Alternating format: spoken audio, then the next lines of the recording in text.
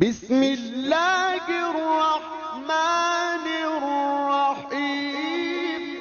اللہ کی رحمت کا ایک خوبصورت واقعہ۔ ابن خدامہ اپنی کتاب التوابین میں بنی اسرائیل کا واقعہ پیش کرتے ہوئے کہتے ہیں کہ موسیٰ علیہ السلام کے زمانے میں ایک بار قحط آیا، سوکھا پڑا۔ آپ اپنے تمام صحابہ کے ساتھ اللہ کی بارگاہ میں ہاتھ اٹھا کر بارش کے لیے دعا کرتے ہیں۔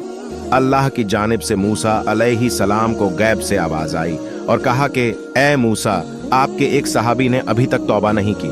موسیٰ علیہ السلام اپنے صحابہ سے کہتے ہیں کہ تم میں سے کون ہے جس نے ابھی تک توبہ نہیں کی، اسی لیے بارش نہیں ہو رہی۔ یہ کہتے ہی بارش کا برسنا شروع ہو گیا۔ صحابہ کہنے لگے، اے موسیٰ، آپ نے تو جھوٹ کہا ہم سے، دیکھو بارش تو شروع ہو گئی۔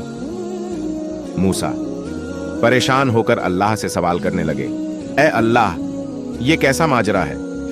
اللہ تعالیٰ نے فرمایا، اے موسیٰ، جیسا ہی تم نے صحابہ سے توبہ کا ذکر کیا، میرے اس گنہگار بندے نے مجھ سے اپنے گناہوں کی توبہ کر لی۔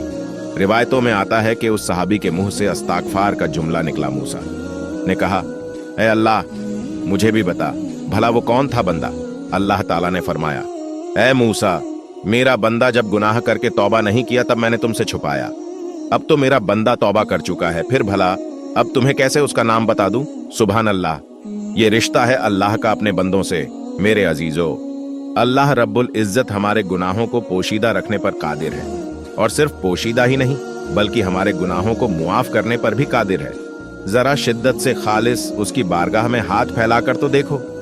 بہرحال اس واقعے میں نصیحت ہے ان تمام حضرات کے لیے جو اللہ سے مایوس ہو کر اللہ کے آگے سر جھکانے کے بجائے فلاح اور فلاح کے در پر جھکتے ہیں، اپنے گناہوں کے قصے انہیں سنا کر انہیں اپنے گناہوں پر گواہ اور حجت بناتے ہیں۔ اللہ رحم کرے، نہ جانے کس حد تک ہم اپنے رب سے مایوس ہوتے ہیں جبکہ وہ تو ہماری توبہ کی انتظار میں رہتا ہے۔ لہٰذا میرے عزیزو، ہمیں چاہیے کہ ہم اللہ سے اپنا رشتہ مضبوط کر لیں اور ہر حال میں اللہ ہی سے سوال کریں، جیسا کہ ہمارے نبی کریم صلی اللہ علیہ وسلم نے ساری زندگی اپنی امت کو تعلیم دی۔ انشاءاللہ العزیز اللہ تعالی ہمیں کہنے سننے سے زیادہ عمل کی توفیق دے۔